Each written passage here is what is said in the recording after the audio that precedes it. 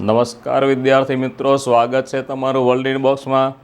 ને આપણે online free બેન્ચમાં આજે ગુજરાતીના પહેલા સમાસના ટોપિકથી શરૂઆત કરીશું. તો ગુજરાતી આપણે જાણીએ છીએ કે હવે નવી પરીક્ષા પદ્ધતિ પ્રમાણે પણ આપણને 15 માર્કનું પ્રિલિમમાં ગુજરાતી વ્યાકરણ પૂછાશે. અને એ ગુજરાતી વ્યાકરણમાં મહત્ત્વના જે ટોપિક છે, જેમ કે સમાસ છે, અલંકાર છે, છંદ છે, એની અંદર સૌથી મહત્ત્વનો ટોપિક એટલે આપણા માટે સમાસ હોય છે. કારણ કે લાખો શબ્દોમાંથી કોઈ પણ શબ્દ આપે ત્યારે આપણને એનો વિગ્રહ સમજાવતો, અને વિગ્રહ ન સમજાય એટલે આપણને સમાસ સમજાવતો નથી. એટલે સૌથી અઘરો પડતો એવો કોઈ ટોપિક હોય તો એ છે આપણા માટે સમાસ. પરંતુ આપણે વર્લ્ડ ઇનબોક્સ એકેડમી સાથે જોડાયા હોય તો આપણા માટે કોઈ બાબત ક્યારેય અઘરી હોતી નથી. કારણ કે વર્લ્ડ ઇનબોક્સના વિદ્યાર્થીઓ એ બધું જાણતા હોય છે જે એને પરીક્ષા માટે ઉપયોગી હોય. તો મિત્રો, હું રતિલાલ પરમાર યાની કે સુરવીર, આપણે આજે યુટ્યુબનો 35મો લેક્ચર, કે જે આપણા માટે 35મો છે પણ ગુજરાતી માટેનો પહેલો લેક્ચર છે. અને ગુજરાતી વ્યાકરણ પ્રિલિમ અને મેન્સ નવી પરીક્ષા પદ્ધતિ પ્રમાણે તો હશે જ તે, પણ એ સિવાય પણ અત્યારે જે આપણે એની તૈયારી કરી રહ્યા છે એની અંદર 20 માર્કનું કે 15 માર્કનું કે 17 માર્કનું, જે રીતે તલાટીની એક્ઝામમાં 17 માર્કનું આપણને વ્યાકરણ પૂછાડ્યું, એ જ રીતે એ વ્યાકરણના ખાસ મહત્ત્વના મુદ્દાઓ છે જે તમે જાણો છો કે સમાસ પૂછવાના હોય છે, અલંકાર, છંદ છે, સંધિ છે, જોડણી છે, આના મહત્ત્વના ટૉપિક છે. એ મહત્ત્વના ટૉપિકમાં સૌથી મહત્ત્વનો ટૉપિક આજે આપણે જોવા રહ્યા એ છે સમાસ. કારણ કે સામાન્ય રીતે વિદ્યાર્થીઓ માટે શું હોય છે તો કે સમાસ એક એવો ટૉપિક હોય છે કે એને અમુક શબ્દના અર્થો જ નથી આવડતા, અને જ્યારે અર્થ ન આવડે ત્યારે એનો વિગ્રહ ન આવડે, અને વિગ્રહ ન આવડે એટલે સમાસ થતો નથી. તો મિત્રો, આજે આપણે એને સારી રીતે જોઈ લઈએ જેથી કરીને આપણને પરીક્ષામાં પૂછાય તો એ આપણને આવડે. તો આજનો આપણો ટૉપિક છે મિત્રો, એ છે સમાસ. અને આપણે જાણીએ છીએ કે પીએસઆઈ છે, તો પીએસઆઈની બેન્ચ જો તમે કરી રહ્યા છો, તો પીએસઆઈની તૈયારી કરી રહ્યા છો, તો તમારા માટે ગુજરાતીનું 100 માર્કનું એક પેપર છે. અને 100 માર્કના પેપરમાં જેમ કે છેલ્લી પીએસઆઈની એક્ઝામની વખતે 6 માર્કના આપણને સમાસ પૂછવામાં આવેલા, એવી રીતે સુપર ક્લાસ 3 હોય કે પછી અન્ય કોઈ પરીક્ષાઓ છે ક્લાસ 3ની, તો એની અંદર પણ કમસે કમ 2 માર્કનું આપણને સમાસ પૂછે છે. જ્યારે પીએસઆઈ જેવી એક્ઝામમાં આપણને ગઈ જે પીએસઆઈ હતી એમાં 6 પૂછાતા. તો મિત્રો, આજે ગુજરાતીના ટોપિકમાં આપણે જોઈશું સમાસ. અને સમાસ તો તમે જાણો, સમાસનો અર્થ તો તમને ખ્યાલ જ છે. તો કેવી રીતે સમાસ જોઈએ, તો અહીં જુઓ કે આ સમાસ જે છે એમાં આપણે પહેલાં દ્વંદ્વ સમાસથી શરૂઆત કરીએ. પણ એ પહેલાં મારે તમને સમાસનો અર્થ સમજાવવો છે. તો સમજો કે સમાસ શું છે. તો કે સમાસ છે એને શબ્દ આપણે છૂટો પાડીએ તો સમ પ્લસ આસ છે. આ સમ પ્લસ આસ એટલે સમાન. સમનો અર્થ થશે સમાન અને આસનો અર્થ થશે મિત્રો આસન. આ શબ્દને જોડો એટલે થાય સમાન આસને બેસવું. સમાન આસને બેસવું, આવો અર્થ થશે. અને સમાન આસને બેસવું, તો વ્યાકરણની ભાષામાં આપણે કોઈ પણ શબ્દને મિત્રો શું કહીશું, તો કે વ્યાકરણની ભાષામાં શબ્દને આપણે કહેવાય છે પદ.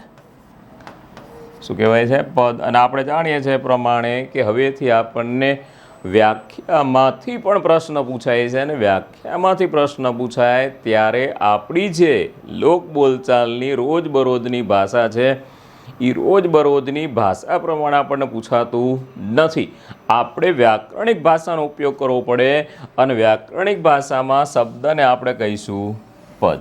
એટલે જ્યારે આપણને પરીક્ષામાં પ્રશ્ન પૂછશે ત્યારે એ શબ્દ એવો ઉલ્લેખ નહીં કરે, પણ આપણા માટે ઉલ્લેખ થશે પદ. તો આપણે સમજી લેવું જરૂરી છે કે પદનો અર્થ થાય છે શબ્દ. બરાબર છે મિત્રો? તો આપણે આનાથી આગળ વધીએ અને જોઈએ.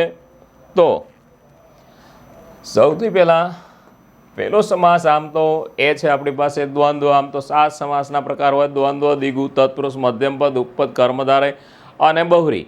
પણ સમાસની અંદર સમજતા પહેલાં આપણે એના અમુક શબ્દ સમજવાના છે, કે જેવી રીતે કે સમાસની અંદર પહેલું શબ્દ, આમ તો સમાસમાં એકથી વધારે શબ્દો હોય છે, અને એકથી વધારે શબ્દ એ સમાસ છે. તો એક સમજી લો કે માની લો કે મેં અહીં લખ્યું છે સીતારામ. અહીં શબ્દ લખ્યો છે મેં સીતારામ. હવે આ સીતારામ છે, આ સીતારામ, સીતા અને રામ જોડાઈને બોલેલો શબ્દ છે, એટલે આ શબ્દને મિત્રો આપણે કહીશું સમસ્ત પદ. આને કહીશું સમસ્ત અથવા સામાસિક પદ. આ જે શબ્દ છે એને શું કહેવાશે? સમસ્ત અથવા સામાસિક પદ કહેવાશે.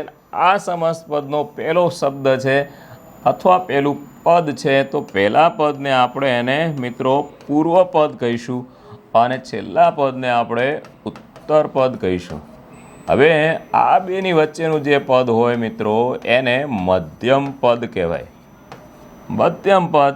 અને આ શબ્દ જે લખ્યો છે સીતારામ, આને આપણે છૂટો પાડશું તો સીતા અને રામ. ચાલો, તો મિત્રો આટલી વસ્તુ આપણે સમજવાની છે કે બે અથવા બેથી વધારે જોડાયેલા શબ્દ છે એને આપણે સમસ્ત અથવા સામાસિક પદ કહીશું. એનો પહેલો શબ્દ પૂર્વ પદ છે, છેલ્લો શબ્દ ઉત્તર પદ છે, બેની વચ્ચેનો શબ્દ એ મધ્યમ પદ છે અને એ શબ્દને છૂટો પાડશું એને કહીશું વિગ્રહ. મિત્રો આપણને પરીક્ષામાં વ્યાખ્યામાં પ્રશ્ન પૂછે તો આપણે આટલા શબ્દો યાદ રાખવા પડશે. પૂર્વ પદ એટલે પહેલો શબ્દ, ઉત્તર પદ યાની કે છેલ્લો શબ્દ, અને મધ્યમ પદ એટલે વચ્ચેનો શબ્દ, અને એ શબ્દને આપણે છૂટો પાડી દઈશું મિત્રો તો એને કહીશું વિગ્રહ. ઓકે, આટલી વસ્તુ તમને યાદ રહી ગઈ છે. તો હવે આપણે સમાસ જોઈશું, કારણ કે આ શબ્દોથી આપણા સમાસની વ્યાખ્યા ચાલવાની છે. હવે આનેથી આપણી વ્યાખ્યા ચાલે તો સમજો કે દ્વંદ્વ સમાસ. હવે દ્વંદ્વ સમાસ ક્યારે બને? તો કે આપેલા સમાસ પદનો વિગ્રહ અને કે અથવા દ્વારા થાય તો આપણે એને દ્વંદ્વ સમાસ કહીશું. કોઈ શબ્દ છે જેનો વિગ્રહ અને કે અથવા દ્વારા થાય તો આપણે એને દ્વંદ્વ સમાસ કહીશું. હવે અહીં આપણને ક્યારેક મિત્રો આના પેટા પ્રકાર પણ પૂછતા હોય છે, એવું પણ બને છે. હવે એના પેટા પ્રકાર પૂછે તો અહીં કે અને અથવા બે સમાન શબ્દો છે, એટલે આપણે અહીં અથવાનો ઉપયોગ નહીં કરી, પણ અથવા આપણે એટલા માટે લખવું છે કે કદાચ આપણને વ્યાખ્યામાંથી પ્રશ્ન પૂછે કે કોઈ શબ્દનો વિગ્રહ અથવાથી થાય છે, તો આપણને એવી વ્યાખ્યા પૂછવામાં આવે અથવા વ્યાખ્યાનો સવાલ પૂછે કે કોઈ શબ્દનો વિગ્રહ અથવાથી થાય તો કયો સમાસ બને. એટલા માટે મિત્રો અહીં આપણે અથવાનો ઉપયોગ કર્યો છે, નહીંતર આપણે અથવાની કોઈ જરૂર નથી, કારણ કે અથવા એક એનો સમાનાર્થી છે. પણ યાદ રાખો કે કોઈ શબ્દ અનેથી છૂટો પડે, કોઈ શબ્દ મિત્રો અનેથી છૂટવું પડે તો આપણે એને સમુચ્ચય અથવા તો ઇતરેતર દ્વંદ્વ કહીશું. ઇતરેતર દ્વંદ્વ. કોઈ શબ્દ અનેથી છૂટો પડે છે તો આપણે એને સમુચ્ચય અથવા ઇતરેતર દ્વંદ્વ કહીશું. અને કોઈ શબ્દ માનો કે એથી છૂટો પડે છે તો એને મિત્રો આપણે વૈકલ્પિક દ્વંદ્વ કહીશું. કેવો? વૈકલ્પિક. હવે એની સાથે બે સમાન શબ્દો હોય અને બે સમાન શબ્દો છૂટા પડે મિત્રો તો આપણે એને સમાહાર દ્વંદ્વ કહીશું. તો ખ્યાલ આવ્યો કે કોઈ શબ્દ અનેથી છૂટો પડે તો સમુચ્ચય અથવા ઇતરેતર દ્વંદ્વ છે, કોઈ શબ્દ કેથી છૂટો પડે તો વૈકલ્પિક દ્વંદ્વ છે, અને બે સમાન શબ્દો છૂટા પડે તો મિત્રો એ સમાહાર દ્વંદ્વ છે. ઓકે, તો જોઈએ એ કેવી રીતે બનશે. આપણે એના ઉદાહરણથી સમજવાનો પ્રયત્ન કરીએ મિત્રો. તો આપણે એના ઉદાહરણ જોઈએ તો ઉદાહરણ કંઈક આ રીતે છે.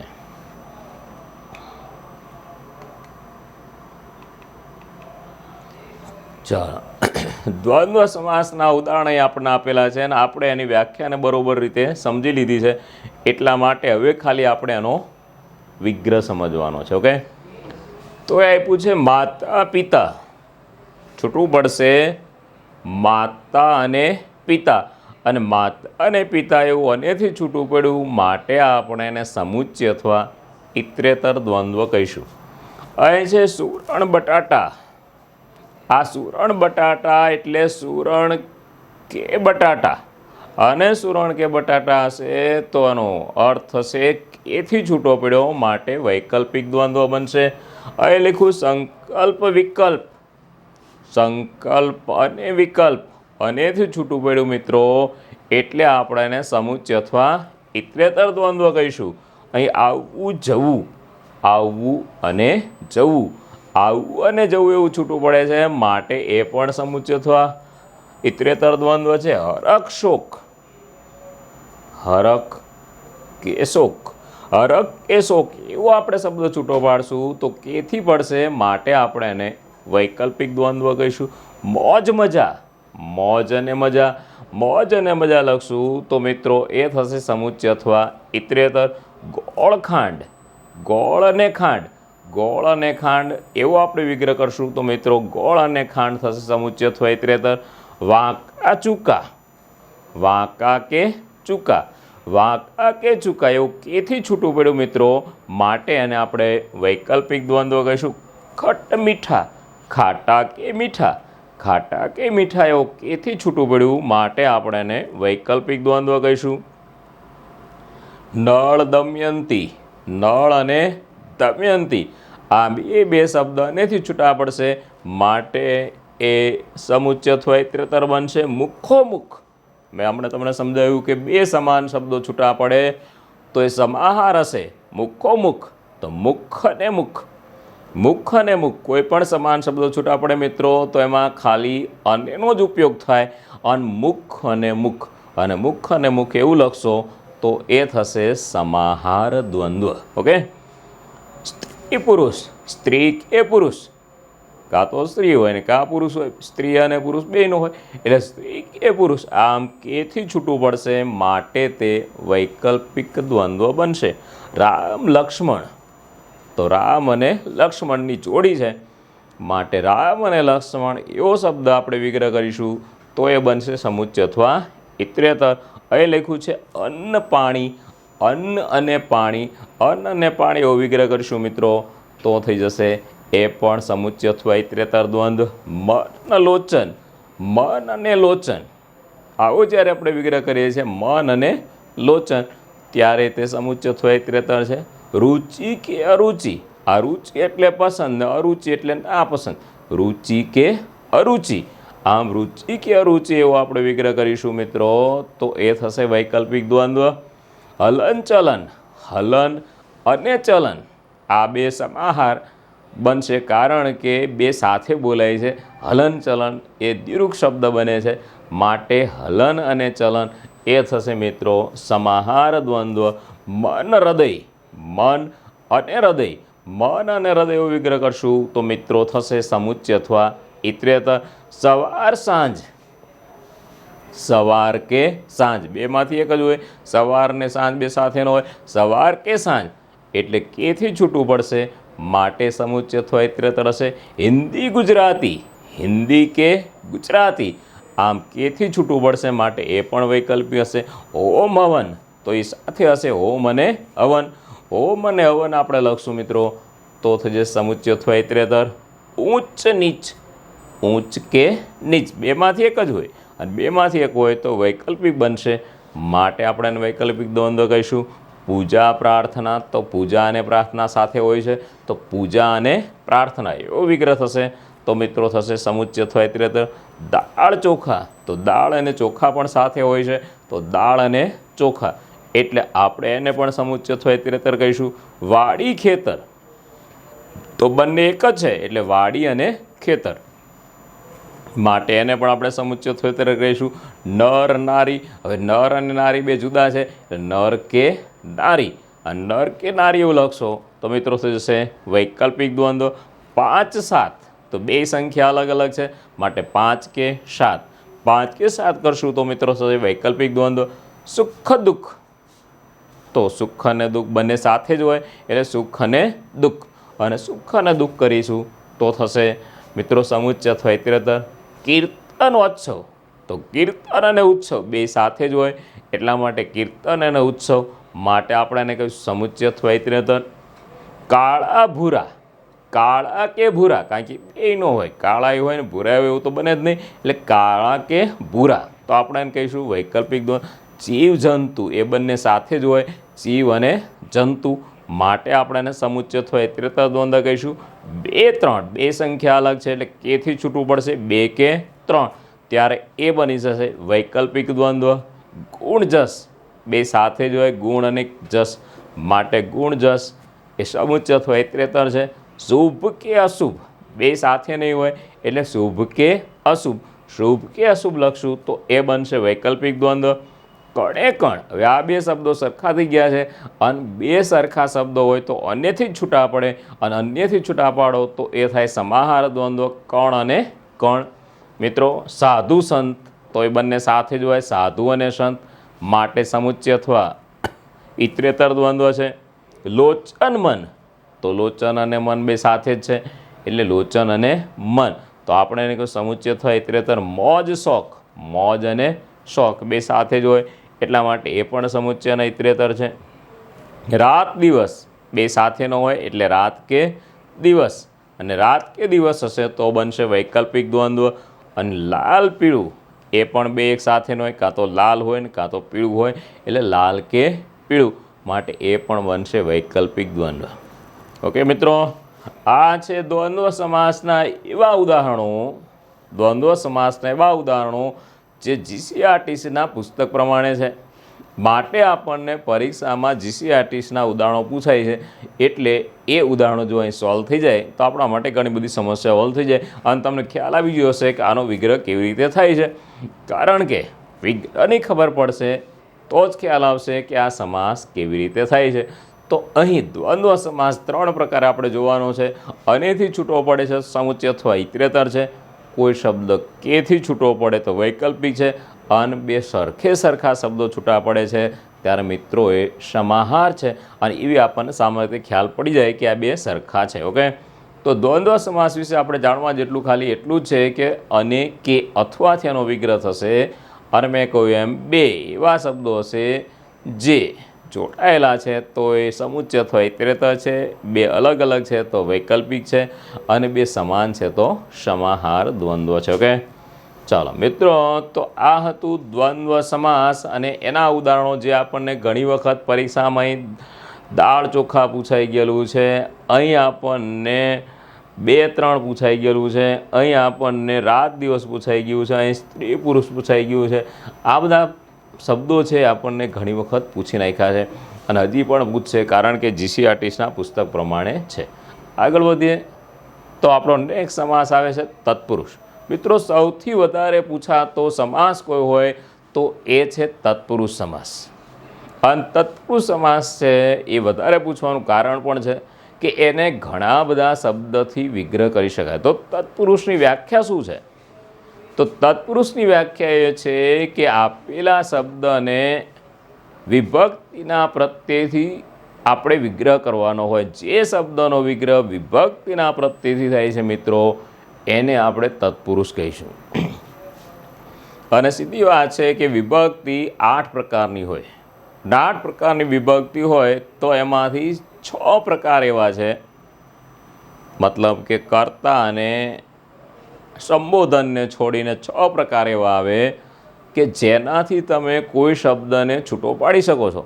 એટલા માટે તત્પુરુષના 6 પેટા પ્રકાર પણ બનતા હોય છે જે આપણને આજ સુધીમાં ક્યારેય પૂછ્યા નથી, પણ કદાચ પૂછે તો આપણને આવડે કેવી રીતે? તો કે જ્યારે આપણને વિભક્તિ આવડી જાય ત્યારે વિભક્તિના પ્રત્યય આવડે ને વિભક્તિના પ્રત્યય આવડે તો પ્રકાર આવડે, અને તોય આપણને આવડે તોય વિભક્તિના પ્રત્યય ક્યાં છે એ હું બોર્ડ ઉપર લખું. જો વિભક્તિના પ્રત્યય છે એ છે એ ને થી માં નો ની નું અને ના. જો મિત્રો આ છે વિભક્તિના પ્રત્યય. આ સિવાય લખ્યા છે વડે, દ્વારા, થકી, મારફતે, માટે, માંથી વગેરે વગેરે. જો આ રીતે અહીં આપણે વિભક્તિના પ્રત્યય લખેલા છે અને અહીં વિભક્તિના પ્રત્યય છે મિત્રો 2 લાઇનમાં લખેલા છે. અને 2 લાઇનમાં જે લખેલા છે એમાંથી જે આ પહેલી લાઇન છે મિત્રો એ પહેલી લાઇનને અનુગ કહેવાય. અનુગ. આ નીચેની લાઇન છે એને મિત્રો નામયોગી કહેવાય. શું કહેવાય? નામયોગી. આ પહેલી લાઇન અનુગ છે, બીજી નામયોગી છે. હવે અહીંથી કોઈ શબ્દ છૂટવો પડશે આ શબ્દોથી, ત્યારે આપણે એને તત્પુરુષ કહીશું. હવે આ તત્પુરુષ છે તો આ ઉપરની લાઈન અનુક છે, નીચેની લાઈન નામયોગી છે, પણ એ બંને લાઈન ભલે અલગ અલગ રહી પણ આખરે તો એ બધા શું છે, તો કે આખરે તો એ બધા જ વિભક્તિના પ્રત્યય છે. માટે આનાથી કોઈ શબ્દ છૂટવો પડે છે ત્યારે આપણે એને તત્પુરુષ સમાસ કહીશું. અને મેં તમને હમણાં કહ્યું થોડી વાર પહેલાં કે વિભક્તિ છે એ 6 પ્રકારની હોય, એમ તત્પુરુષના પણ 6 પેટા પ્રકાર પડે. અને કેવી રીતે હોય તમને સમજાવું. જો અહીં છે ને મિત્રો, આ છે ને, આ ને છે એ દ્વિતીય કર્મ વિભક્તિનો પ્રત્યય છે. ને શેનો છે? દ્વિતીય કર્મ વિભક્તિનો. એટલે કોઈ શબ્દ નેથી છૂટો પડે છે તો મિત્રો આપણે એને કર્મ તત્પુરુષ કહીશું. અહીં લખ્યું છે થી, વડે, દ્વારા, થકી, મારફતે. આ તૃતીય કરણ વિભક્તિના પ્રત્યય છે. અને આનાથી કોઈ શબ્દ છૂટવો પડશે મિત્રો તો આપણે એને કરણ તત્પુરુષ કહેવાનો બને, અથવા એને કરણ તત્પુરુષ કહી શકાય. ત્યારબાદ છે માટે. મિત્રો આ માટે છે એ ચતુર્થ સંપ્રદાન વિભક્તિનો પ્રત્યય છે. અને કોઈ શબ્દ એનાથી છૂટવો પડશે તો આપણે એને સંપ્રદાન તત્પુરુષ કહીશું. અહીં છે માથી.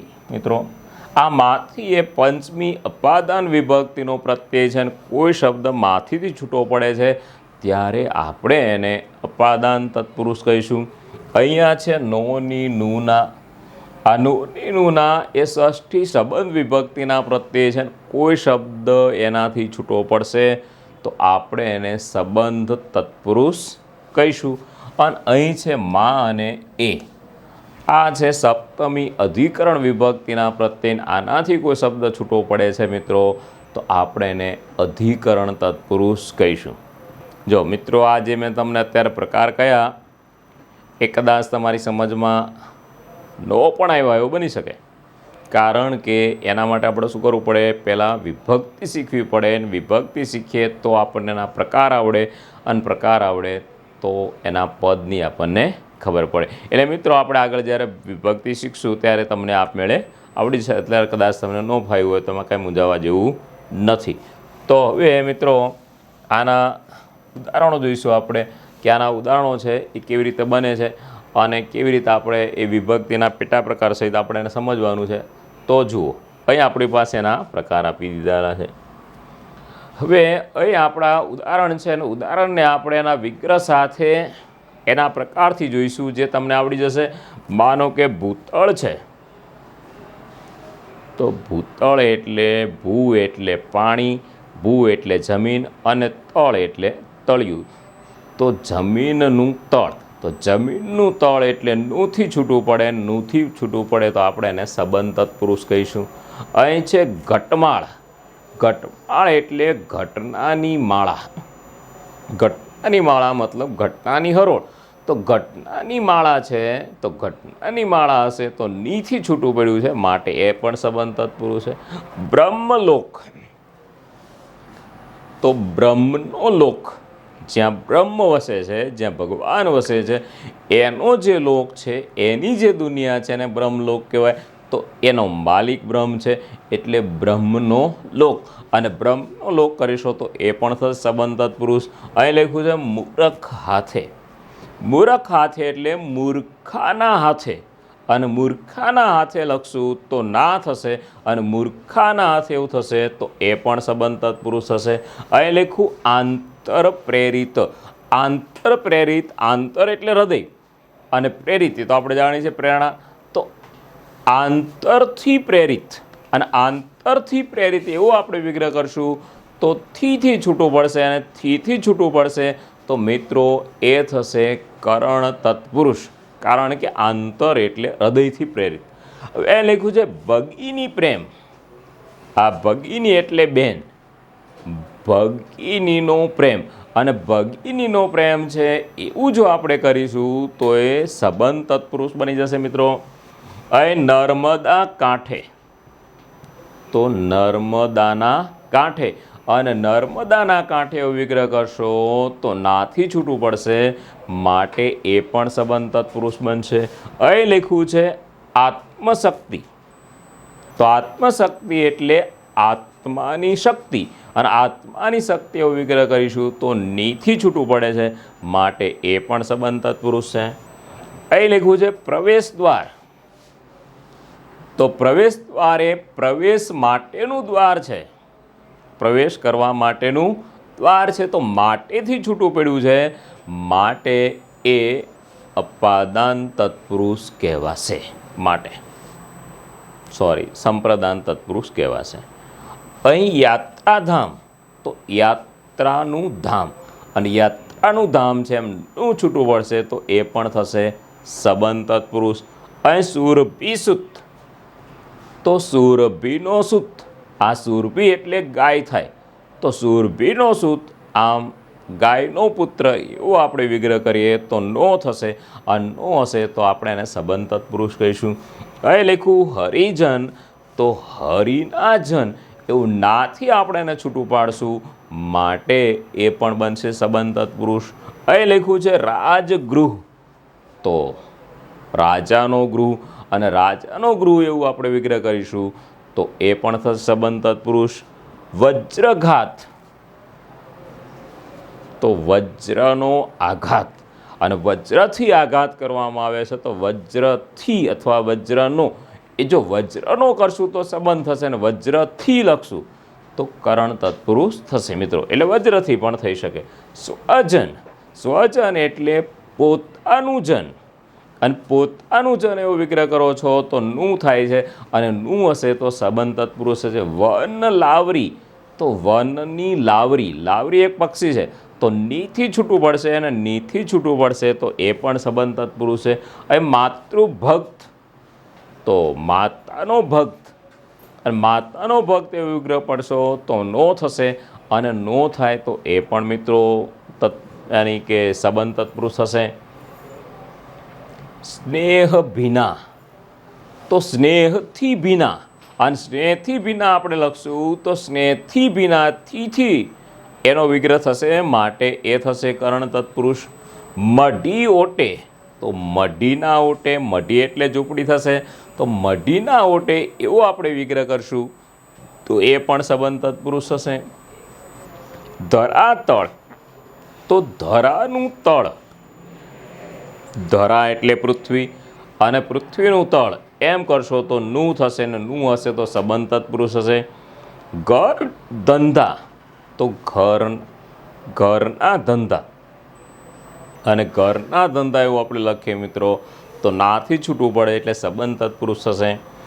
અહીં લખ્યું છે પ્રવેશ દ્વાર, તો પ્રવેશ માટેનું દ્વાર, અને પ્રવેશ માટેનું દ્વાર એવું આપણે આગળ પણ જોઈ લીધું મિત્રો, એટલે આપણે એનાથી આગળ વધીશું. ધર્મનિષ્ઠા, તો ધર્મમાં નિષ્ઠા, અને ધર્મ અનિષ્ઠા એવો આપણે વિગ્રહ કરીશું તો માં છે સપ્તમી અધિકરણ છે, માટે આપણે એને અધિકરણ તત્પુરુષ કહીશું મિત્રો. રસ ભરેલા, તો રસથી ભરેલા, અને રસથી ભરેલા એમથી આપણે વિગ્રહ કરીશું મિત્રો તો એ થશે કરણ તત્પુરુષ.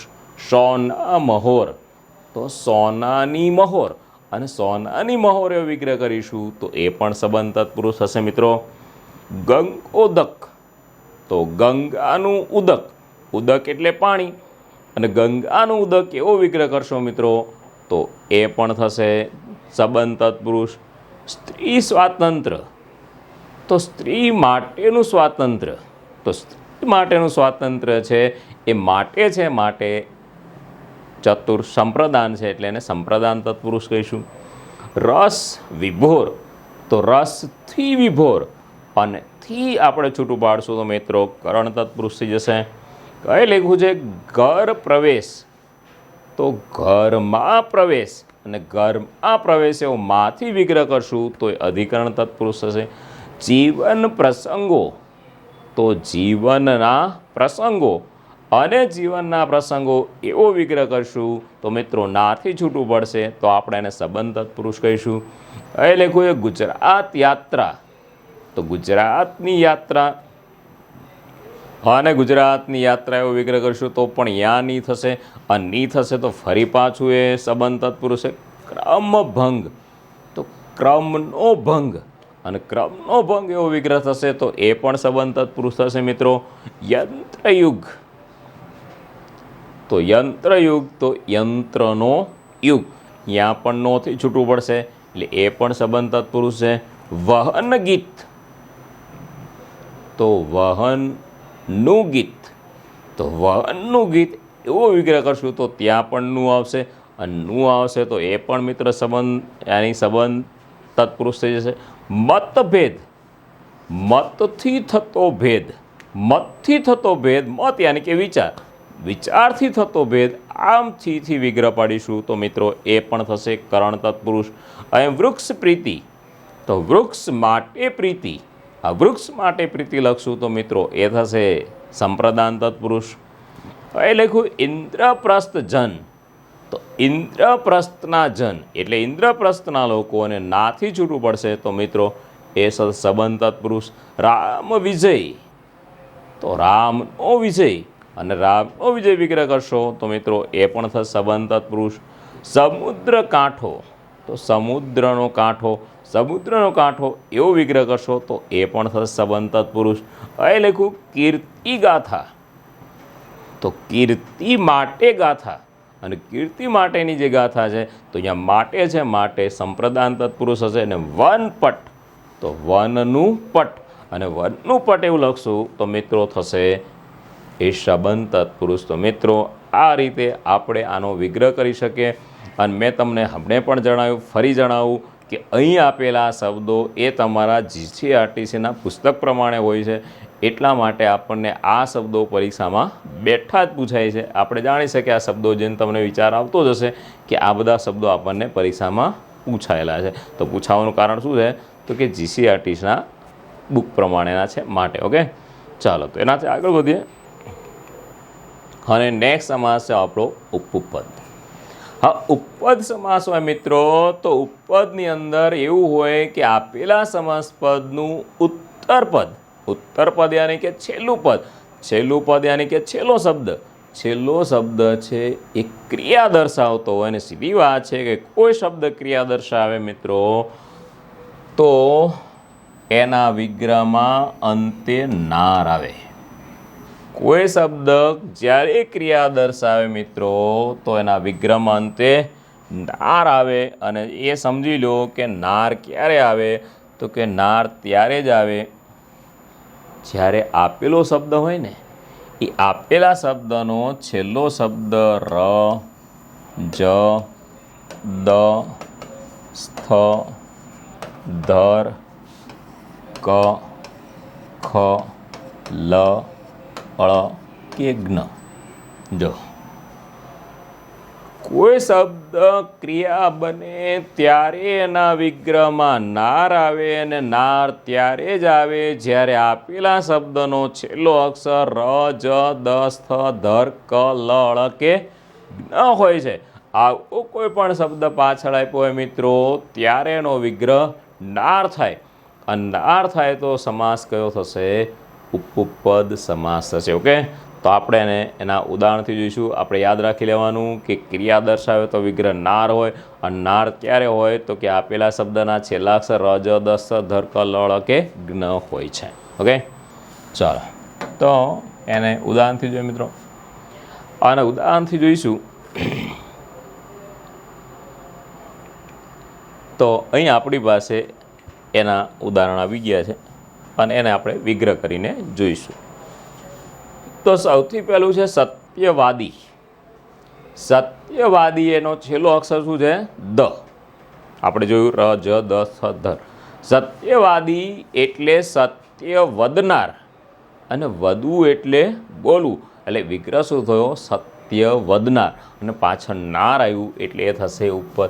અહીં લખ્યું હરામખોર, તો એનો છેલ્લો અક્ષર ર છે એટલે હરામખોર એટલે હરામનું ખાનાર, વગર મહેનતનું ખાય મિત્રો એ બધાને શું કહેવાય? હરામખોર કહેવાય. એટલે હરામનું ખાનાર, પાછળ નાર આવ્યો માટે એ થશે ઉપર.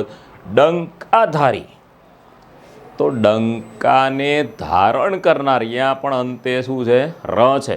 અને ડંકામાં તમને ખ્યાલ આવતો જ મિત્રો, ડંકા એટલે જો ડંકા છે, ડંકાનો અર્થ પેલા મંદિરમાં લટકતા ઘંટનો થાય, પણ ડંકાનો અર્થ એ થાય કે પહેલાં છે ને રાજા મહારાજાઓ છે કોઈ પણ વસ્તુની જાહેરાત કરવી હોય તો એક ઊંટ મોકલે, અને ઊંટ હોય ને ઊંટની ગરદન ઉપર એક મોટું નગારું રાખે, અને નગારું જે વગાડે ને એને ડંકા નિશાન કહેવાય મિત્રો. અને એ ડંકો છે એટલે એ ડંકાધારી.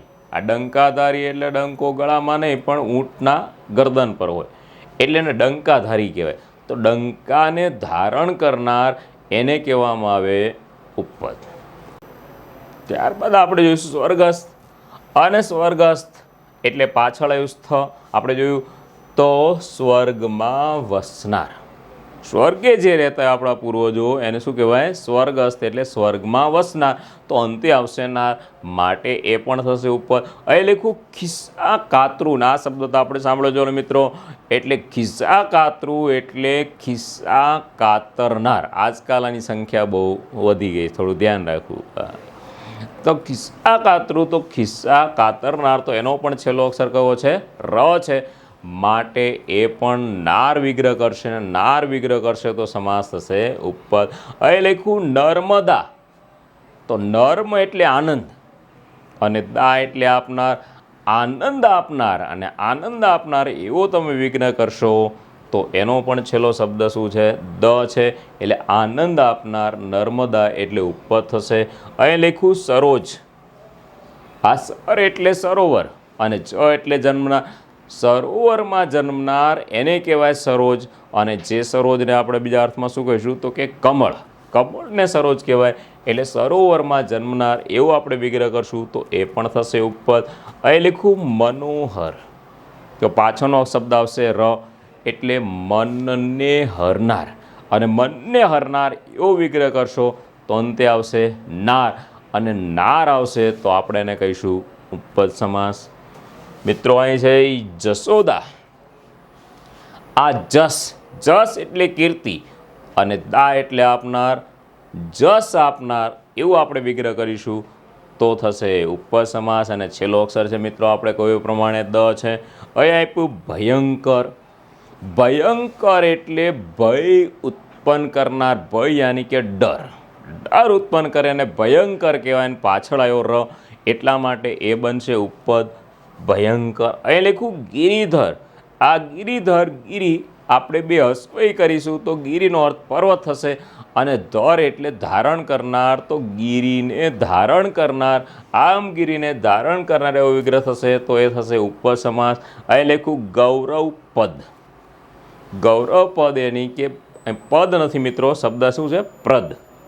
ઘણી વખત શબ્દ સમસ્યા થતી હોય, આપણે ગૌરવ પદ વાંચીશું તો પદ એટલે સ્થળ થાય, પણ અહીં પ્રદ છે. પ્રદ એટલે આપનાર, ગૌરવ આપનાર. અને ગૌરવ આપનાર એવો વિગ્રહ કરીશું તો મિત્રો થશે ઉપપદ સમાસ, કારણ કે એનો પણ છેલ્લો અક્ષર દ છે. એ રીતે બંસીધર. તો જેવી રીતે અહીં આપણે ગિરિધર હતું એવું અહીં બંસીધર, એની બંસીને ધારણ કરનારને એવું આપણે કરીશું તો ઉપપદ થશે. નિશાકર. નિશા એટલે મિત્રો સાંજ થાય, એટલે સાંજ કરનાર અથવા તો રાત્રિ કરનાર એવું આપણે અર્થ કરીશું તો એ થશે નિશાકર. આમ તો મિત્રો અહીં નિશાકરની જગ્યાએ શબ્દ હોવો જોઈએ આપણે નિશાચર. નિશાચર એટલે રાત્રે ફરનાર એવું આપણે કરીએ તો પણ નાર થશે. નાર થશે તો ઉપપદ થશે ગ્રંથકાર. આ ગ્રંથકાર એટલે ગ્રંથની રચના કરનાર, અને રચના કરનાર એમ પાછળ આવશે નાર, માટે અહીંયા પણ છેલ્લો અક્ષર ર છે, આમ એ પણ ઉપપદ. કૃષિકાર. કૃષિકાર મતલબ કૃષિ કરનાર, મતલબ ખેતી કરનાર, અને ખેતી કરનાર એવું હશે તો આપણે એને કહીશું નાર અંતે આવશે, માટે ઉપપદ બની જશે. ધુરંધર. ધુરંધર એટલે ધુરાને ધારણ કરનારા. ધુરા એટલે પેલો બળદ હોય ને, એ બળદની ગરદન ઉપર આડું લાકડું અને પેલો પટ્ટો ચામડાનો બાંધવામાં આવે ને ધુરાને ધોંસરી કહેવાય, અને એને જે ધારણ કરે એને ધુરંધર કહેવાય. મતલબ એનો અર્થ બળદ થાય. માર્ગદર્શક. તો માર્ગ દર્શાવનાર, જે આપણને રસ્તો બતાવે છે એ માર્ગદર્શક છે. અને માર્ગ દર્શાવનાર પાછળ આવશે નાર અને એનો છેલ્લો અક્ષર શું છે? ક. માટે બની જશે ઉપપદ. અહીં લખ્યું સુધાકર. આ સુધા એટલે અમૃત. અમૃતને ધારણ કરનાર. ચંદ્ર હોય તો ચંદ્રને સુધાકર કહેવાય, કારણ કે એવું કહેવાય છે કે ચંદ્રમાં અમૃત છે. તો અમૃતને ધારણ કરનાર એટલે અહીં આવશે નાર, માટે એ થશે ઉપપદ. તત્વજ્ઞ. તત્વજ્ઞ એટલે તત્વને જાણનાર. જ્ઞ એટલે જાણનાર. જ્ઞાની મતલબ જ્ઞાની કોને હોય? જ્ઞાની કોને કહેવાય? જે જાણતો હોય એને જ્ઞાની કહેવાય. એટલે જાણનાર, તત્વને જાણનાર. અને તત્વને જાણનાર એવો વિગ્રહ કરીશું તો મિત્રો થઈ જશે ઉપપદ સમાસ.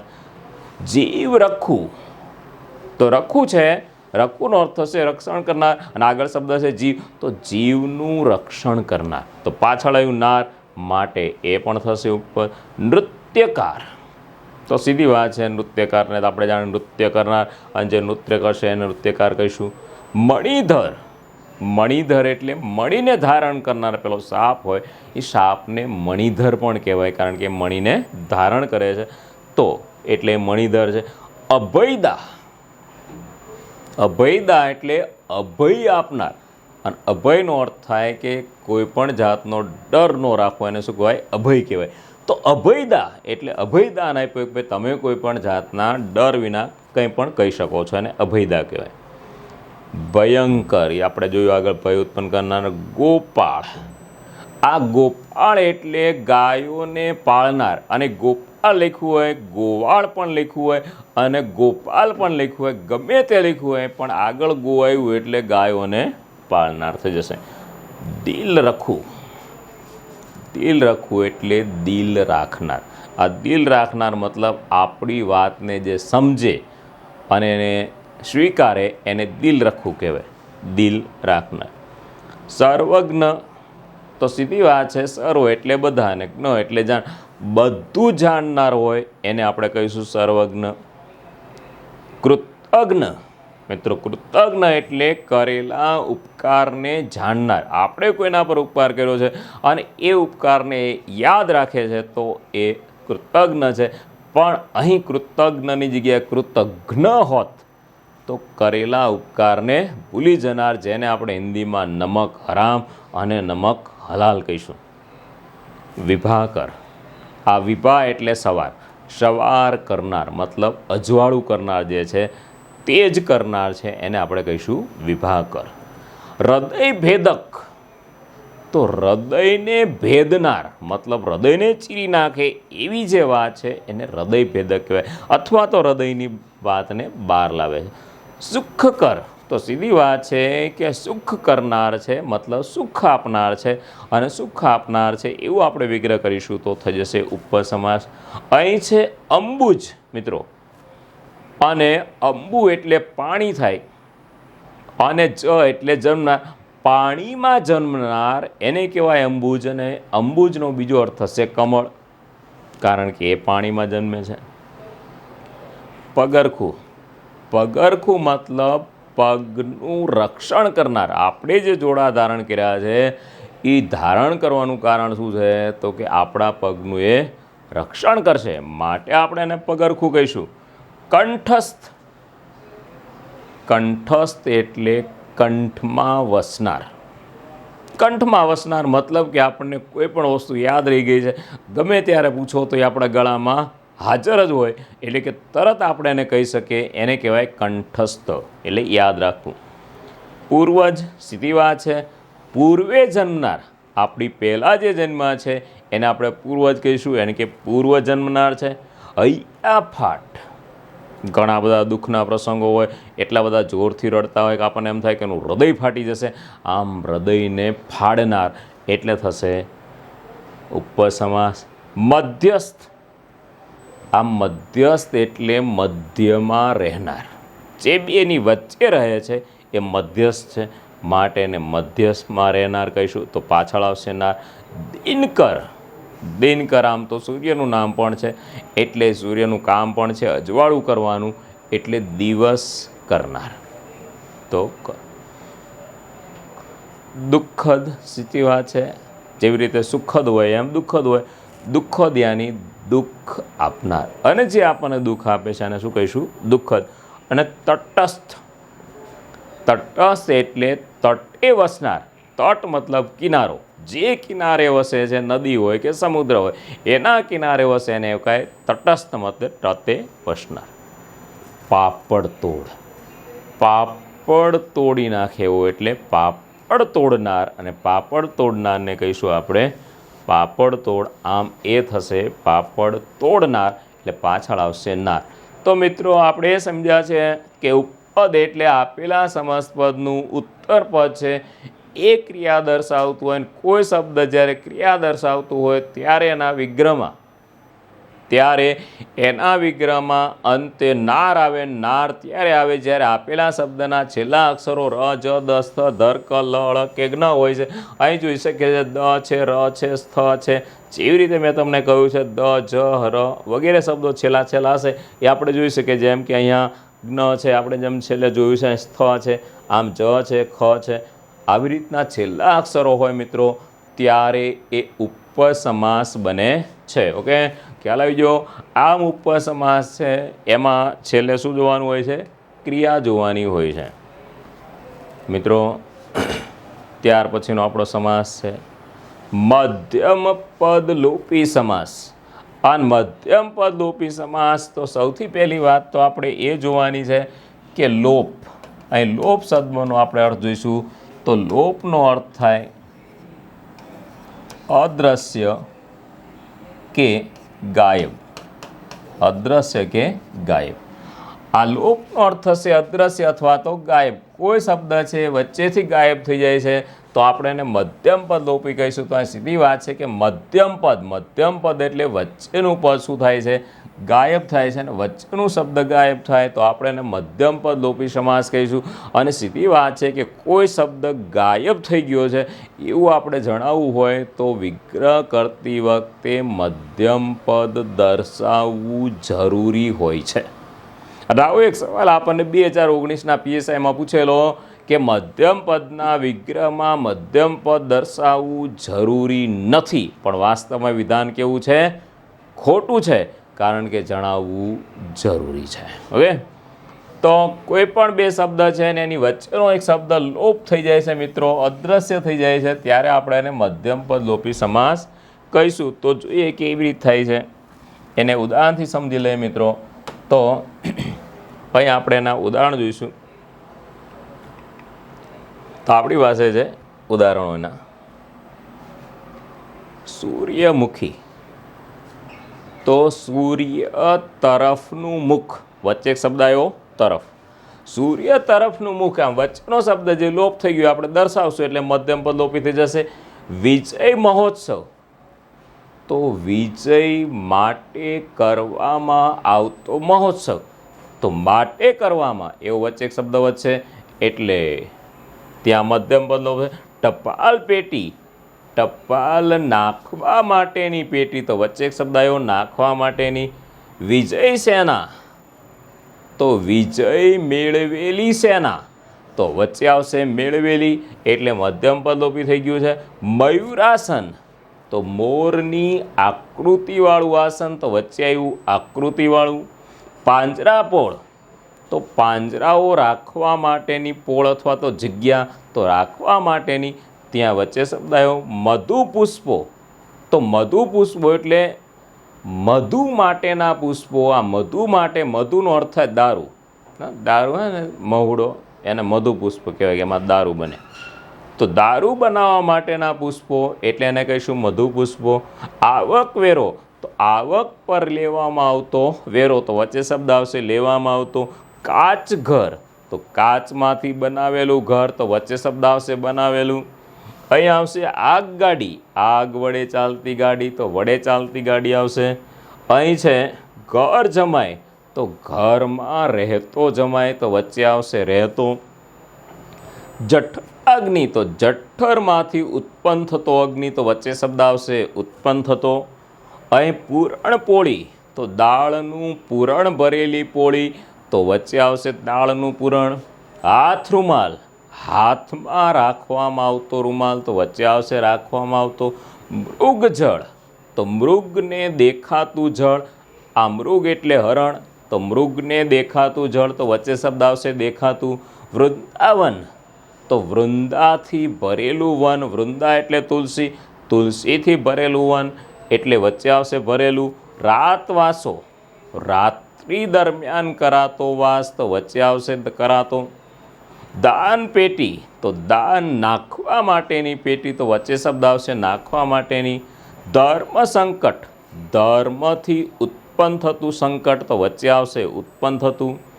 કાગળ દાબણિયું, તો કાગળ દાબવા માટેનું વસ્તુ અથવા તો કાગળ દાબવા માટેનું સ્ટેન્ડ, એને કહીશું કાગળ દાબણિયું, તો વચ્ચે આવશે દાબવા માટેનું. કન્યાશાળા, તો કન્યાઓને શિક્ષણ આપવાની શાળા, તો વચ્ચે શબ્દ આવશે શિક્ષણ આપવાની. રાહત કાર્ય, તો રાહત માટે આપવામાં આવતું કાર્ય, તો વચ્ચે આવશે આપવામાં આવતું. કલ્પવૃક્ષ, કલ્પના મુજબ ફળ આપતું વૃક્ષ, તો વચ્ચે આવશે મુજબ. ઘોડાગાડી, ઘોડા વડે ચાલતી ગાડી, તો વચ્ચે આવશે વડે ચાલતી. આરામ ખુરશી, આરામ કરવા માટેની ખુરશી, તો વચ્ચે આવશે કરવા માટેની. મેઘ ધનુષ્ય, મેઘથી રચાતું ધનુષ્ય, મેઘ યાની કે વાદળ, વાદળથી ધનુષ્ય રચાય તો મેઘથી રચાતું ધનુષ્ય. રસોઈ ઘર, રસોઈ બનાવવા માટેનું ઘર, તો વચ્ચે આવશે બનાવવા માટેનું. શિરપાગ, તો માથે બાંધવામાં આવતી પાઘડી, શિર એટલે મસ્તક અને પાગ એટલે પાઘડી, માથે બાંધવામાં આવતી પાઘડી, તો બાંધવામાં આવતી. દવાખાનું, દવા મેળવવા માટેનું સ્થળ છે મિત્રો. ખાનું, ખાનું જ નો રે, ખાનાનો અર્થ થઈ જાય સ્થળ.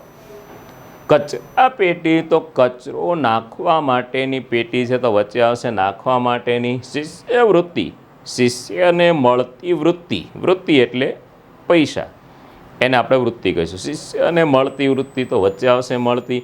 પત્ર વ્યવહાર, તો પત્ર દ્વારા કરવામાં આવતો વ્યવહાર, તો વચ્ચે આવશે કરવામાં આવતો. કંચન ચૂડો, કંચનમાંથી બનાવેલો ચૂડો, કંચન એટલે સોનું, સોનામાંથી બનાવેલો ચૂડો. સભાગૃહ, સભા કરવા માટેનું ગૃહ, તો વચ્ચે આવશે માટેનું. ટિકિટ બારી, તો ટિકિટ મેળવવા માટેની બારી, તો મેળવવા માટેની. પ્રમાણપત્ર, તો પ્રમાણ આપવા માટેનું પત્ર, તો આપવા માટેનું. ભજન મંડળી, ભજન ગાનારી મંડળી, વચ્ચે આવશે ગાનારી. ધર્મશાળા, તો ધર્મ અર્થે બનાવેલી શાળા, તો અર્થે બનાવેલી. દુઃખ વિયોગ, દુઃખથી પ્રાપ્ત થતો વિયોગ, તો વચ્ચે આવશે પ્રાપ્ત થતો.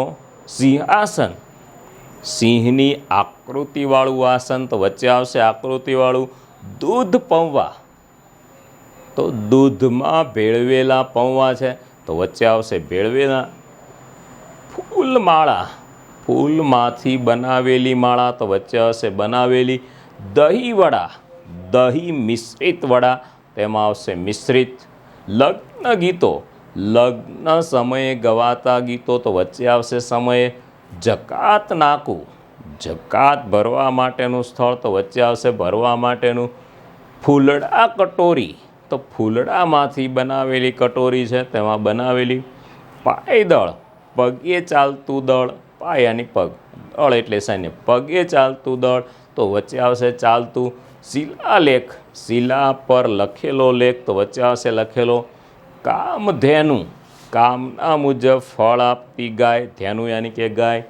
દીવાસળી, દીવો પ્રગટાવવા માટેની સળી. વર્તમાન પત્ર, તો વર્તમાનના સમાચાર આપતું પત્ર. ટેકણ લાકડી, તો ટેકો રાખવા માટેની લાકડી છે. રેવાશંકર, રેવાના કિનારે વસેલા શંકર છે. દીવા દાંડી, દીવો દર્શાવતી દાંડી. અને વરાળ યંત્ર, વરાળથી ચાલતું યંત્ર. મિત્રો આવી રીતે દરેકની વચ્ચે તમને જે વિગ્રહ મેં કહ્યા છે એમાં વચ્ચે વચ્ચે એક એક શબ્દ છે એ આવતો જાય છે. આમ અહીં આજના લેક્ચરને આપણે વિરામ આપીશું અને આ જે આપણે 4 સમાસ જોયા છે એ સમાસ તમને સમજાઈ ગયા છે. એના ઉદાહરણો એવા છે જે જીસીઆરટીસીના પુસ્તક પ્રમાણે છે અને એ પ્રમાણે તમને પરીક્ષામાં પૂછાય છે અને એ જો તમને પૂછાય તો તમારા માટે અત્યંત ઉપયોગી થઈ પડશે અને આવા બીજા અત્યંત ઉપયોગી બાકીના સમાસ સાથે એના ઉદાહરણ સાથે ફરી મળીશું. તો જય હિન્દ, જય ભારત, થેન્ક યુ.